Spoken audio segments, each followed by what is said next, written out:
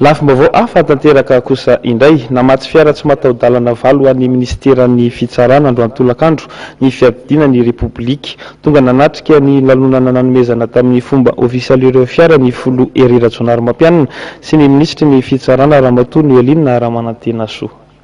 Fiara tsy mataho-dalana valo no nomeny filoham-pirenena Hery Rajaonarimampianina ny ministeran'ny fitsarana androany tolakandro teny amin'ny lapam-panjakana teny Avoloha. Tafiditra indrindra fampanantenana nomeny filoham-pirenena ity hetsika ity ary nanamafy izy tamin'ny lahateny nataony fa fanampiana entina indrindra hampahombony tanjona heverina hotratrarina no antony nanomezana ireto fiara ireto. Androany ny tonga ny fotoana izay ny fanaovantsika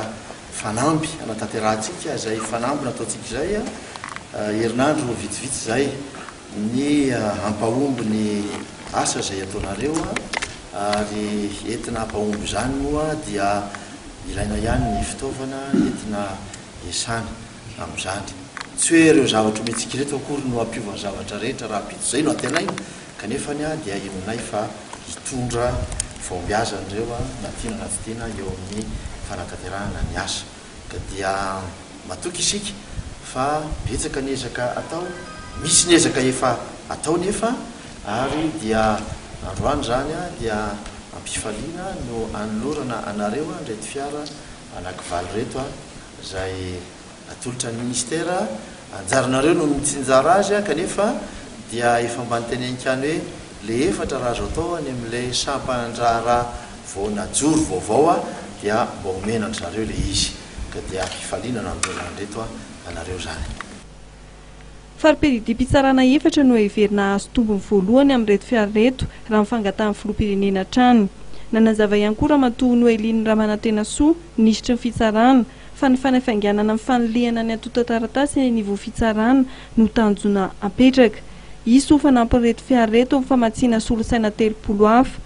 Ny tanjona 100 andro izay ny fametrahan'ny gouvernemanta kosa dia efa miroso amin'ny tokony ho izy, hoy ministry ny fitsarana no mpitahiry ny tomboka seha-panjakana. Mandeha tsara ny culture de résultat ao anatin'ny 0 andro.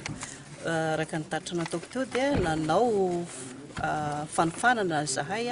tany Mahajanga sy tany Toamasina niaraka natao io fiofanana io angamba nitanareo tamin'ny télé ihany ny akony fa tamin'izay no nanaovana ny hoe traitement en temps réel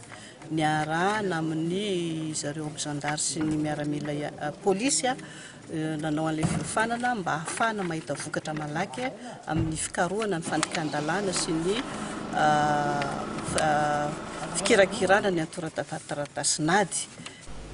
Eo amin'ny fametrahana kosa ny fitsarana manokana momba andrarah-andramena dia nanamafy ministry ny fitsarana fa efa voavola ny lalàna momba izay ary miandry ny fametrahana azy eny anivon'ny antenimieram-pirenena mandritra ny fivoriana ara-potoana voalohany amin'ny volana Meo avy izao izany.